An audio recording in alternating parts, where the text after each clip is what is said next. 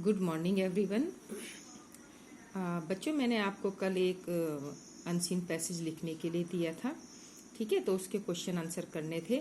तो इसको कंटिन्यू देने का कारण यही है कि आप में जो है पढ़ने और लिखने की क्षमता बढ़े, ठीक है। आप जितनी बार इस गद्यांश को पढ़ेंगे, उसके क्वेश्चन आंसर ढूंढने की कोशिश करेंगे, तो उतने ज़्यादा आपको समय से पहले काम करने की आदत पड़ जाएगी। एकदम से आप किसी भी पैराग्राफ के बीच से क्वेश्चन को पढ़ के उसके उत्तर ढूंढ सकते हो, और इससे क्या आपकी रीडिंग भी अच्छी होगी।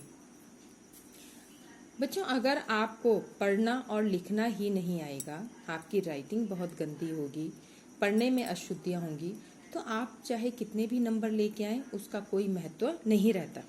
इसलिए आपको इस चीज़ की, गद्यांश की प्रैक्टिस करना बहुत ज़रूरी है।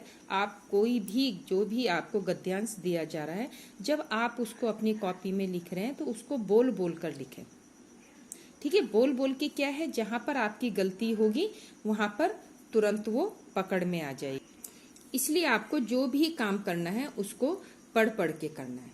इसीलिए सीबीएसई ने ये कंपलसरी किया हुआ है। ये गद्यांश जो आपके एग्जाम में आते हैं, बोर्ड एग्जाम में आते हैं, तो ये जरूरी है इसको करना। और ये अगर आपको पढ़ने की आदत है तो आप इसके उत्तर बहुत आसानी से तुरंत ढूंढ सकते हैं। लेकिन अगर आपको पढ़ने की आदत नहीं होगी तो आप उसके उत्तर ढूंढते ही रह जाओगे और तब तक आपका टाइम निकल जाएगा। तो बच्चों, इसलिए मैं आपको कुछ गद्यांश यहाँ पे लिखने के लिए दूंगी, तो उनके आपने क्वेश्चन आंसर लिखने हैं। तो जैसे आप देखिए, इसमें कुछ ये नमूने दिए गए हैं, ये अपठित गद्यांश के। तो इसमें अभी मैं आपको सरल सरल गद्यांश दे रही हूँ, और फिर धीरे धीरे थोड़ा कठिन दूंगी कि जिससे आपकी भाषा की शुद्धता सुधरे, उसमें आपको बोलना आए कि आखिर ये है क्या गद्यांश में।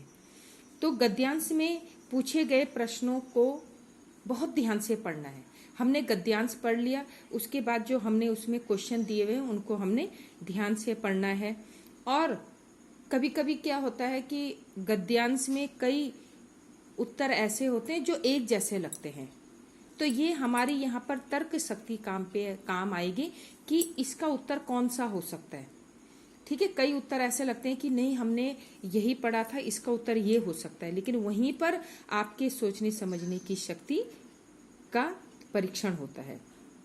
तो इसलिए आप जो प्रश्न पूछे गए हैं उनको बहुत ध्यान से पढ़ें, उनके उत्तरों को ढूंढने की कोशिश करें, ठीक है। और इसमें क्या है, विकल्प दिए रहते हैं। हम जो गद्यांश देते हैं उसमें विकल्प भी देंगे कि इनमें से आपको कौन सा लगता है कि सही है। तो आपने बहुत ध्यानपूर्वक उस चीज को ढूंढना है कि हाँ, ये इसका सही आंसर लग रहा है।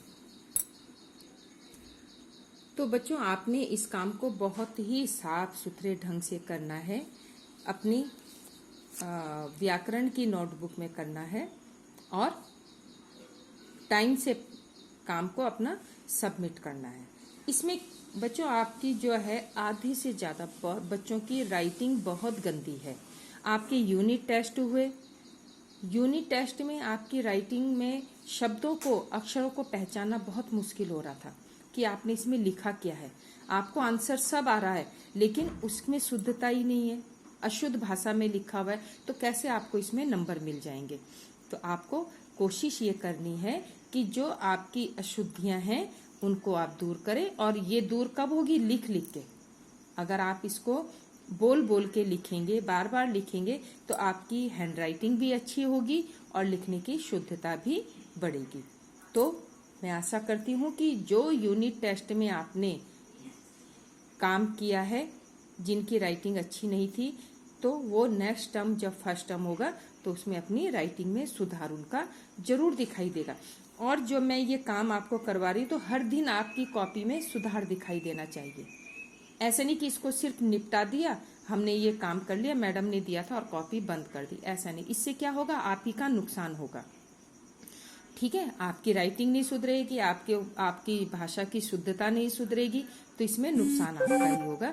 इसलिए बच्चों, आपको जो भी काम दिया जा रहा है आप उसको मन लगाकर उसके पीछे कारण सोचो कि ये मुझे काम दिया है तो क्यों दिया है, तो उसको आप बिल्कुल मन लगाकर और बहुत अच्छे से काम करेंगे।